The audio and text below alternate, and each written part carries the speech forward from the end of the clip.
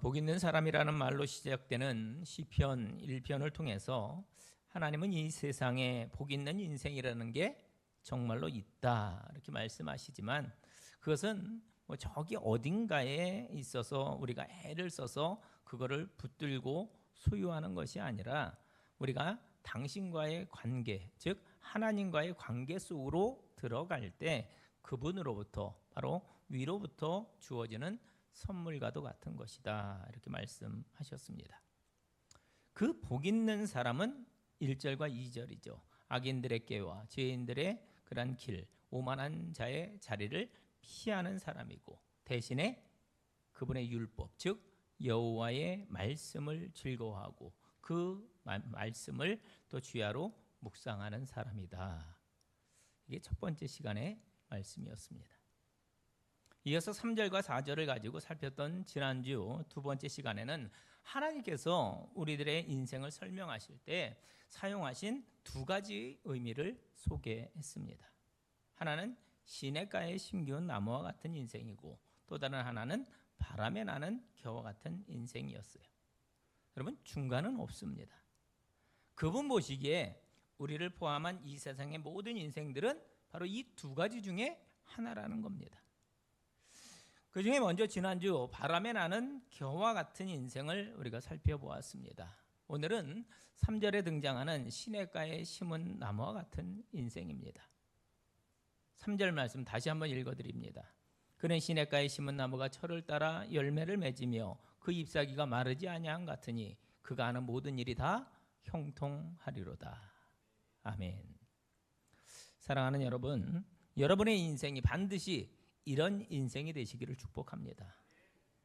우리가 한 번 사는 인생인데 여러분, 그런 인생이 되셔야 돼요. 왜냐하면 우리들 인생의 주인이신 하나님이 그들만을 복되다고 그렇게 부르기 때문입니다. 여러분 꼭 기억하세요. 우리 하나님께는 복 있는 사람 아니면 복 없는 사람, 의인 아니면 악인, 그분 앞에서는 우리는 시냇가에 심은 나무 아니면 바람에 나는 겨일 뿐이다 라는 겁니다. 그러면 제 안에 그런 욕심이 있어요. 우리가 한번 짧게 사는 그런 인생인데, 과연 내 인생이 결승점에서 하나님께서 그렇다고 인정받을 수만 있다면, 정말로 내가 그렇게 된다면 사실 더 이상 바랄 것이 무엇이 있겠어요? 여러분은 어떻습니까? 여러분에게도 그런 목마름이 있게 되시길 바랍니다. 그래서 오늘은 이 말씀을 나눌 때 우리 마음속에 좀 상상력을 이렇게 발휘하셔서 그 나무를 그려주시고 이 소원이 반드시 자리하게 되시기를 간절히 바랍니다. 기도하세요. 아버지, 제가 그런 인생 살기를 정말로 소원합니다. 정말 하나님께 인정받는 의인으로 바람에 나는 겨와 같은 인생이 아니라 시냇가에 심기운 나무의 인생을 제가 살고 싶습니다.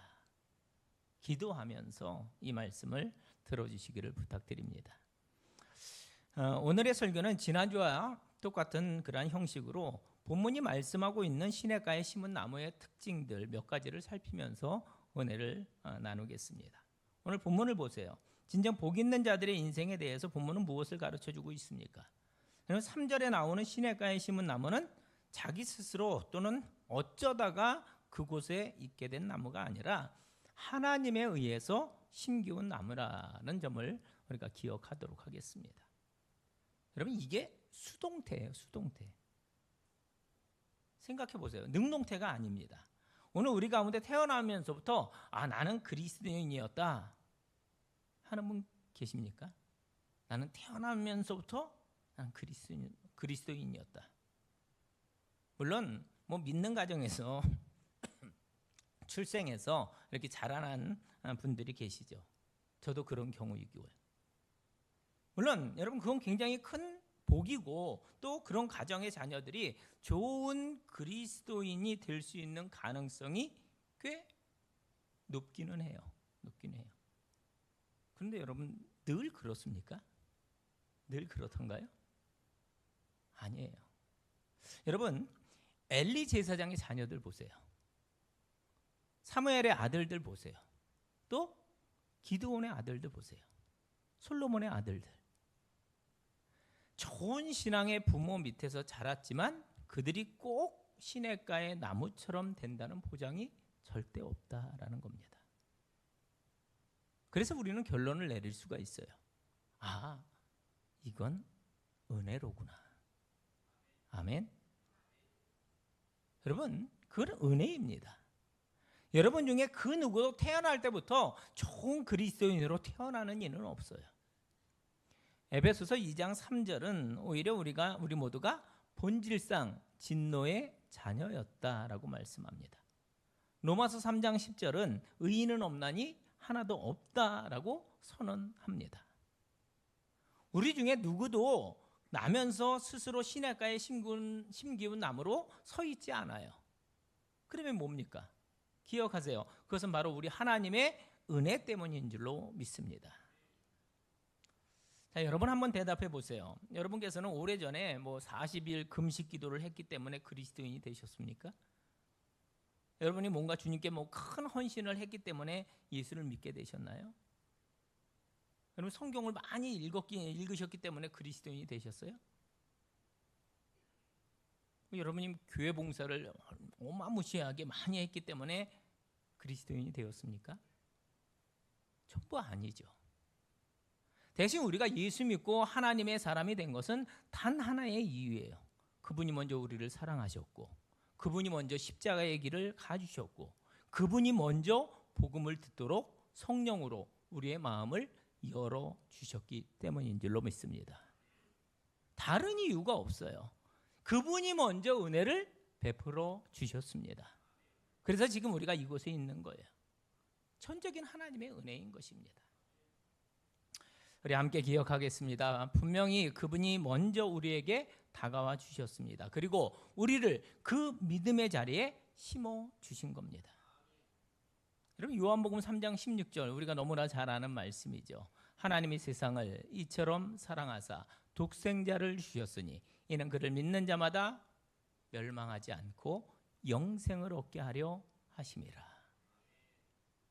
그러므로 그분이 나에게 주신 그 사랑과 은혜 앞에 내가 내놓을 만한 선한 행위는 모두 다 빛을 잃습니다.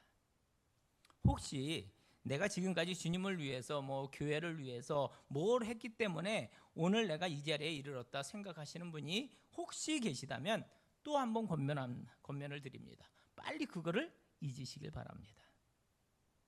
로마서 2장에 나오는 유대인들의 헛된 긍지가 그것이었어요. 그걸 붙잡고 있으면 그분은 결단코 그분의 은혜 아래 즉 시냇가에 뿌리를 내릴 수가 없다라는 것입니다. 여러분 권합니다. 여러분 그동안 수고하시면서 주님께 해드렸던 걸 다 잊으시기를 부탁을 드립니다.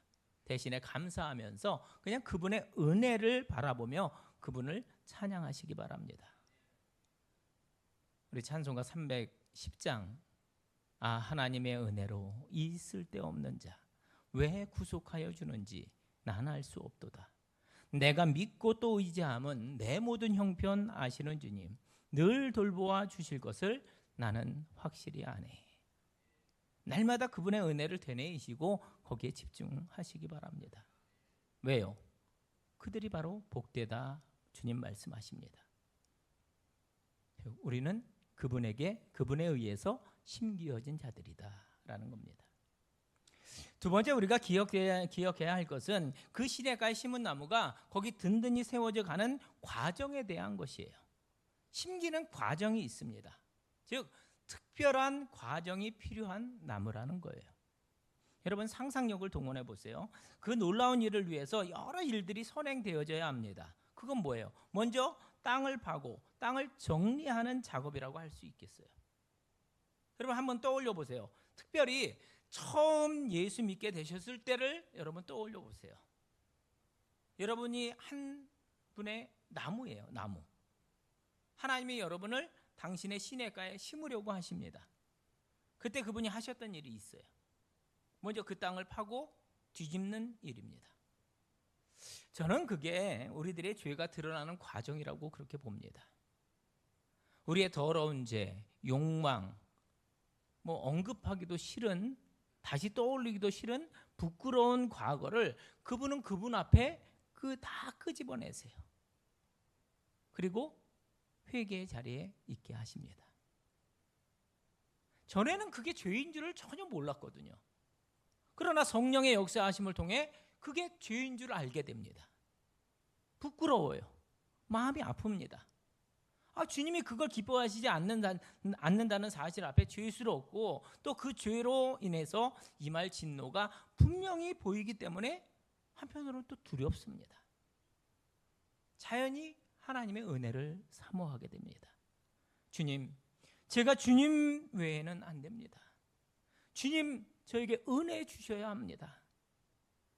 그게 바로 하나님이 우리를 부르시는, 그리고 우리를 그 땅에 심으시는 방식, 땅을 파는 작업이고 우리를 시냇가에 심는 과정이라고 할 수 있습니다. 아파요. 창피하기도 합니다. 누구도 회개를 좋아하지 않습니다. 그러나 여러분 꼭 기억하세요. 누구나 그 과정을 통해서만 죄인이 의인이 될 수 있고 그 나무가 시냇가에 심기울 수 있다는 것입니다. 한편 이 이야기는 처음 예수 믿는 분들뿐만 아니라 그냥 어정쩡하게 심기어져 있는 분들에게도 똑같이 일어나는 일이에요. 예수를 믿는데 대충 심겨진 거예요. 얕게 심겨진 거죠. 그래서 무슨 일만 나면 좀 위험해지고 막 흔들거리는 그런 나무입니다. 그때 하나님은 우리에게 곡괭이를 가지고 오십니다. 삽질도 하셔요. 옆에다 뭘 덧대기도 하고 뿌리와 흙들이 잘 섞이게 하시기도 때로는 하기도 하고 때로는 막 밟기도 하십니다.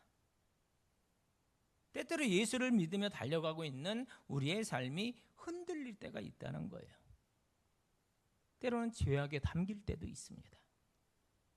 때로는 하나님을 향한 시선에 문제가 생기기도 합니다. 여러분, 그게 우리들이 신음하는 바 아닙니까?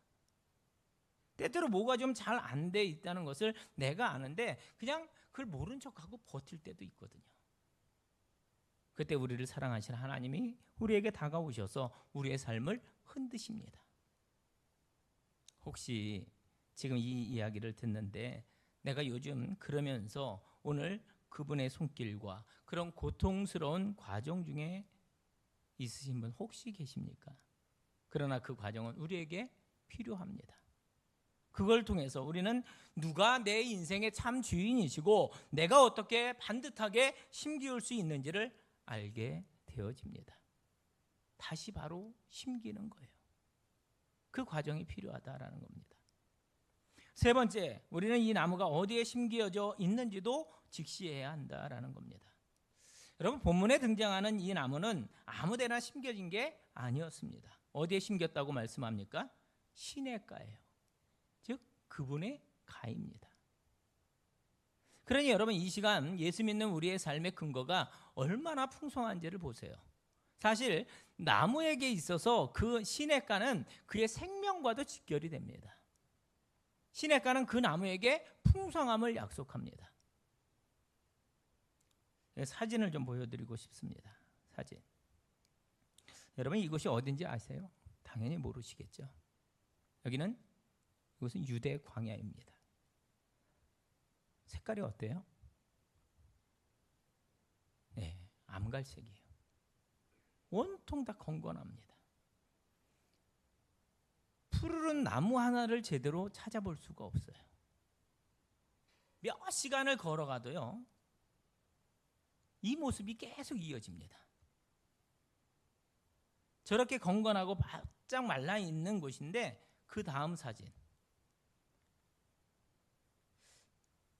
이 사진을 보면 간혹 이렇게 거길 지나가다 보면, 제가 이거 성지순례 갔을 때 찍은 사진이거든요. 저런 나무들이 간혹 볼 수 있습니다. 그 다음 사진도 한번 보여주세요. 저기 어딘가에 죄가 있습니다. 그 나무 가운데 위쪽에 그게 저예요. 가까이 당겨서 보면 나무 뿌리가 다 보이거든요. 저게 어떻게 살 수 있을까?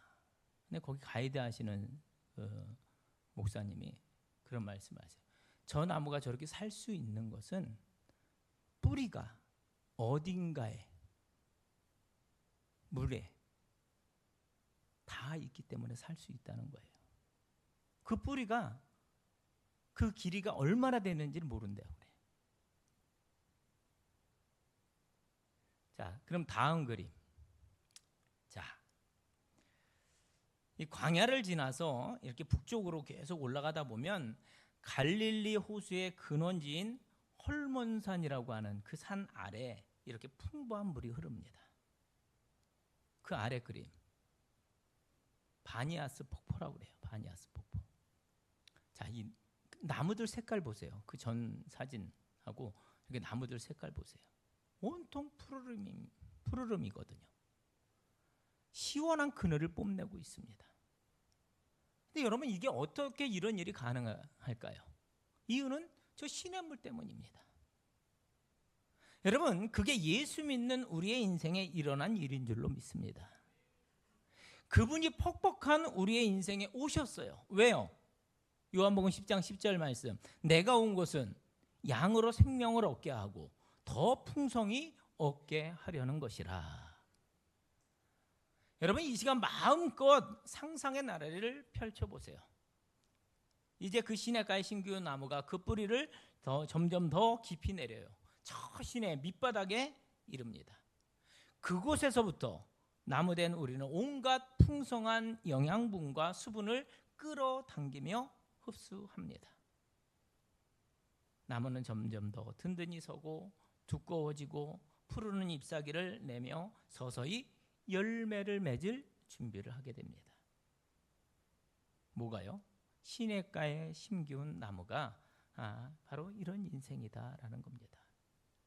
보세요. 그들은 하나님의 시냇가에 심겼다는 이유 그 하나만으로 그 뿌리가 하나님께 닿아 있었고, 또 그래서 그분에게서 나오는 말씀대로 살아가다 보니까 늘 푸르른 잎을 내는 걱정 없는 인생을 살게 되더라. 이게 시편 기자가 쓴 글입니다. 물론 여러분, 우리의 인생에 가뭄이 올 수도 있고 풍랑이 올 수도 있고 심지어 기근이 올 수도 있어요. 그러나 하나님의 시냇가에 뿌리를 내리고 그분의 말씀 아래 사는 이들의 삶에는 늘 푸르름과 풍성함이 있습니다. 이 집에서 저는 여러분들을 크게 축복하고 싶습니다. 사랑하는 성도 여러분, 한 번 사는 인생, 그분의 시냇가에 든든히 서서 그 푸르름과 풍성함의 은혜를 깊이 맛보며 살아가는 여러분들이 되시기를 주의 이름으로 축복합니다. 비결이 있어요. 그것은 주님의 손길에 의해서 어디에 심겨져야 된다고요? 시냇가에 심기우는 것입니다. 그 자리가 그렇게 중요하다라는 거죠. 그 결과 네 번째 특징입니다. 저들의 삶에는 자연스럽게 뭐가 맺혀요? 열매가 맺힌답니다. 여러분, 여러분의 인생이 이렇게 되기를 원하는 거죠. 그는 시냇가에 심은 나무가 철을 따라 열매를 맺으며. 여러분, 그렇습니다. 일단 그들이 하나님과의 관계 속으로 이렇게 쭉 들어가면 그들의 삶에는 자연스럽게 열매가 맺히기 시작하는 겁니다. 나무의 기능이 많이 있습니다. 그중에 가장 귀한 기능은 무엇보다도 열매를 맺는 거죠. 주님이 그걸 기대하세요. 요한복음 15장 16절 말씀 보면 너희가 나를 택한 것이 아니오 내가 너희를 택하여 세웠나니 이는 너희로 가서 과실을 맺게 하고. 그분이 우리에게 열매를 기대하시며 기다리십니다. 갈라디아서는 그 열매들에 대해서 이렇게 나열합니다. 갈라디아서 5장 22절과 23절. 오직 성령의 열매는 사랑과 희락과 화평과 오래 참음과 자비와 양성과 충성과 온유와 절제니 이 같은 것을 금지할 법이 없느니라. 주님이 그 나무에서 그것들을 기대하신다는 거예요. 아니, 당신은 그 열매로 그들을 알리라 그렇게 말씀하셨습니다. 2025년 한 해 동안에 우리 모두 이 시편 1편의 말씀을 암송하고 묵상해서 하나님의 말씀 그대로 반드시 시냇가에 심은 나무가 되어서 올 연말 주님께서 기뻐하시는 그러한 성품적인 열매들, 사역적인 열매들, 그리고 영혼의 열매들을 많이 맺게 되시기를 축복합니다. 여러분, 열매는 내가 맺는 게 아닙니다. 열매는 하나님께서 열리게, 즉 맺게 해 주실 줄로 믿습니다. 주님이 포도나무에 비유해서 그렇게 말씀하셨어요. 그때 가지된 우리가 할 일은 포도나무이신 주님께 뭐예요? 붙어 있는 일이다, 이렇게 말씀하셨습니다. 그러면 너희가 과실을 열매를 많이 맺게 된다 말씀하셨거든요. 그러므로 저는 오늘 이 시편 1편도 이렇게 말씀드릴 수 있어요. 나무는 그분의 시냇가에 든든히 서 있으면 되는 것입니다. 그러면 열매는 저절로 맺히게 될 줄로 믿습니다. 고민하지 마세요. 내가 이것도 하고 저것도 하고, 그래도 이 정도는 뭐 바꾸어야 되고, 이것도 좀 고쳐야 되고, 좀 더 착하게 살아야 되고, 봉사도 더 해야 되고, 헌금도 더 해야 되고. 그럼 피곤하고 힘들어요. 그런데 여러분, 그 전에 이걸 기억하자는 거예요. 내가 할 일은 뭐 이거 하고 저거 하고 뭐 하고가 아니라 그분에게 더 붙어 있는 것이구나. 그 시냇가에 그분 안에 잘 서 있으면 되는 것이구나. 그러면 열매는 저절로 맺히는 것이구나. 여러분, 권합니다. 올해는 그분의 일꾼이 되기 전에 그분의 사랑꾼이 되시기를 바랍니다. 주님을 위해서 내가 뭘 해드리지? 여러분, 그런 고민하지 마세요.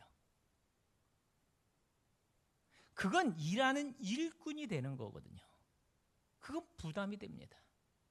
그런데 그분을 더 사랑해야지, 그분 사랑꾼이 되는 건 누구나 할 수가 있습니다.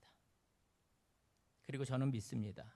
우리가 주님을 더 깊이 사랑하면, 그분 안에 더 거하려고 하면 그분이 기뻐하시는 열매들이 저절로 맺히게 될 줄로 믿습니다. 그 은혜를 체험하고 자유함 속에 열매를 맺는 분들이 되시기를 축원합니다. 자, 한편 여기 아주 재미있는 사실이 하나 드러나 있습니다. 그것은 그들이 열매를 맺는데, 열매를 맺을 때 그냥 주먹구구식으로 또는 기분이 좋을 때 열매를 맺는 게 아니라는 거예요. 오늘 본문은 철을 따라 열매를 맺으며 이렇게 표현합니다. 나무가 열매를 맺는 것에는 일정한 규칙이 있어요. 봄에는 새순이 나고, 여름에는 꽃을 피우고, 가을에는 열매를 내고, 겨울에는 잎을 떨궈서 겨울을 나고, 이게 철을 따라 열매를 맺음의 의미입니다. 똑같아요. 하나님의 사람에게도 그 삶의 질서와 또 원칙이 있다라는 거죠. 내가 열매를 맺어야지, 내가 열매를 꼭 맺고 말 거야, 용을 써서 열매를 맺는 게 아니라는 겁니다. 또 내가 올해는 절대로 열매 안 맺을 거야, 아니라는 거예요. 대신에 우리는 그 원칙들을 따라 그 흐름 안에 있으면 자연스럽게 열매를 맺게 됩니다. 그게 나무예요. 그럼 기억하세요. 하나님의 사람들은 그저 뭐 생각나는 대로 아무렇게나 또는 기분 내키는 대로 살면서 열매를 맺는 존재가 아니다라는 거예요. 대신에 하나님의 사람들은 때를 따라 시절을 쫓아 원칙과 규칙대로 하나님의 사람으로 순종하여 살다 보면 자연스럽게 그의 삶의 열매가 맺히게 되는 그런 사람들이라는 겁니다. 여러분, 이것도 축복하고 싶습니다. 새해에는요, 내 생각, 내 경험, 기분에 따라서가 아니라 매일매일 주님의 말씀을 따라서 살아가고 묵상하고 또 주일의 설교를 들으면 저 말씀이 나에게 무슨 의미가 있는가, 그러면서 하나님의 말씀이니까 순종하며 나아감으로 때를 따라 열매를 풍성히 맺는 시냇가에 심기운 나무들이 되시길 바랍니다. 그러나 여러분, 오늘의 말씀을 준비하면서 제가 가장 중요하게 여기며 나누고 싶은 마지막 특징은 그 잎사귀가 마르지 아니함 같으니입니다. 여러분, 저는 이것이 그리스도인의 진정한 능력이라고 그렇게 믿습니다. 만일 우리의 삶이 시냇가, 즉 하나님 그분에게 좀 더 구체적으로는 매일매일 주시는 그분의 말씀에 뿌리를 내리고 있다면, 저는 이 말씀, 그 잎사귀가 마르지 아니함 같으니, 바로 이 기적이 반드시 우리의 삶에 일어나게 될 줄로 믿습니다. 물론 태풍도 오죠. 때로는 가뭄도 옵니다. 그러나 시냇가에 심기운 나무는 그 잎사귀가 마르지 않습니다. 성경에는 비슷한 표현들이 자주 등장을 합니다. 다윗이 그런 삶을 살았던 대표적인 사람입니다. 다윗이 외칩니다. 시편 3편 6절에 천만이 나를 에워싸 진친다 하여도 나는 두려워하지 아니하리이다. 그럼 어떻게 그럴 수 있었을까요? 그는 시냇가에 심어진 나무였기 때문입니다. 시편 23편 보세요. 여호와가 나의 목자가 되시는데 푸른 초장과 실만한 물가로 인도할, 그때도 목자이시지만 사망의 음침한 골짜기를 거닐 때에도 그분이 목자이기 때문에 나는 괜찮다고 그렇게 믿었습니다. 사도 바울도 그런 삶을 살지 않았습니까? 부한데도 처할 줄 알았고 낮은데 비천한데도 처할 수 있었어요. 그러나 어떤 상황에서도 내가 자족하기를 배웠다라고 말합니다. 어떻게 그럴 수 있었을까요? 예수 그리스도에게 뿌리를 내린 나무였기 때문입니다. 여러분, 새해 우리의 인생에 바로 이런 푸르른 잎사귀가 사시사철 풍성히 맺히는 축복을 누리게 되시기를 간절히 바랍니다. 원리는 똑같아요. 그 나무에 이유가 있지 않고 대신 그 나무가 시냇가에 심겼다는 거기에 이유가 있는 것입니다. 이것은 놀라운 하나님의 은혜이고 축복입니다. 하주교에서 예배하는 사랑하는 성도 여러분, 오늘 여러분이 어떤 존재인지를 분명히 기억하시기 바랍니다. 혹시나 여러분의 삶을 흔들고 있는 여러 가지 상황들만 보지 않으시길 바랍니다. 삶에 닥쳐온 그런 비바람만 보지 않으시기를 바랍니다. 우리는 시냇가에 심기운 나무들입니다. 내 인생의 기초가 하나님에게 뿌리를 내리고 그 믿음의 한가운데 서서 축복의 인생을 걷고 있으니 우리가 어찌 찬양하지 아니할 수 있겠습니까? 우리가 예배 전에도 불렀던 찬송이고 또 우리가 헌금송으로 부른 찬송인데 413장 찬송가 413장 가사를 보면 내 평생에 가는 길 순탄하여 늘 잔잔한 강같든지 큰 풍파로 무섭고 어렵든지 나의 영혼은 늘 편하다. 내 영혼 평안해. 내 영혼 평안해. 자, 더 심한 것도 있어요. 저 마귀는 우리를 삼키려고 입 벌리고 달려와도 주 예수는 우리의 대장되니 끝내 싸워서 이기겠네. 내 영혼 평안해. 내 영혼 평안해. 여러분, 주님은 이것을 복된 인생길을 가는 방법이라고 말씀하십니다. 그는 시냇가에 심은 나무가 철을 따라 열매를 맺으며 그 잎사귀가 마르지 아니함 같으니 그가 하는 모든 일이 다 형통하리로다. 여러분, 이 복된 말씀으로 인해서 다시 오늘 내가 서 있는 위치를 확인하시고 바로 이 축복을 귀하게 여기시며 그 축복을 내 삶의 소원으로 정말로 소원하면서 수많은 열매를 맺는 시냇가에 심기운 나무, 또 그런 인생과 우리 하주교회 공동체가 되시기를 주님의 이름으로 축원을 드립니다. 우리 이 시간 함께 찬양합니다. 너는 시냇가에 심은 나무라. 우리 1절은 나를 향해서 찬양하시고 2절은 우리 옆에 주위에 있는 분들을 향해서 찬양합니다. 너는 시냇가에 심은 나무라.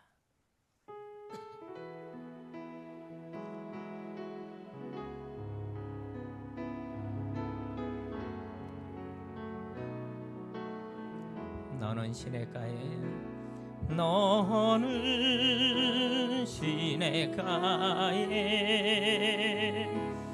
심은 나무라. 하나님의 사랑 안에 믿음 뿌리 내리고 주의 뜻대로 항상 살리. 우리 주위분들을 향해서 주의 시절을 쫓아 구원 열매 맺으. 주의 영화로운 빛, 주의 영화로운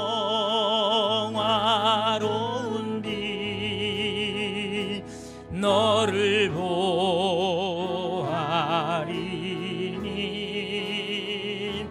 주의 뜻대로 주의 뜻대로 항상 2절 다시 한번 합니다. 주의 시절을 쫓아 구원 열매 맺으며 주의 영화로운 빛 너를 보아리니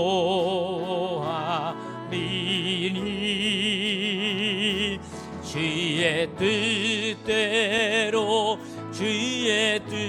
뜻대로 항상 살리라.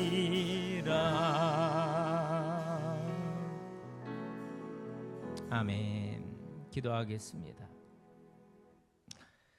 인생의 주인 되신 하나님, 창조주 하나님께서 우리들의 인생에 대해 가르쳐 주신 이 말씀 앞에 우리들의 영적인 눈과 귀를 활짝 엽니다. 두 가지 인생 모습 중에 의인들의 길, 복된 자의 길, 시냇가에 심은 나무와 같은 길, 때를 따라 주님이 기뻐하시는 과실을 맺는 복된 인생을 살아가는 우리 모두가 되게 해 주시옵소서. 오늘 그 심령 안에 그 소원과 갈망이 분명히 자리하는 심령들 되게 하시고, 혹시 오늘 이러저러한 이유로 내 삶의 상황들이 힘든 것들로 채워져 있다 하더라도 결국 의인들의 길이 결국은 하나님의 형통함에 이르게 된다는 것을 분명히 믿게 하시고, 믿음과 인내로 본문에 나온 축복이 우리의 현실이 되는 은혜를 체험케 하여 주시옵소서. 시편 1편의 말씀을 날마다 함송하고 묵상할 때 오늘 내가 누구인지, 어디에 서 있는지, 결국 주님이 무엇을 기대하시는지 기억하고 그렇게 살아내므로 아버지의 기쁨이 되는 시냇가의 아름드리 나무, 수많은 열매들을 맺고 그 열매로 주님의 영광을 드러내는 2025년의 인생 되도록 축복해 주시옵소서. 예수님의 이름으로 기도하옵나이다. 아멘.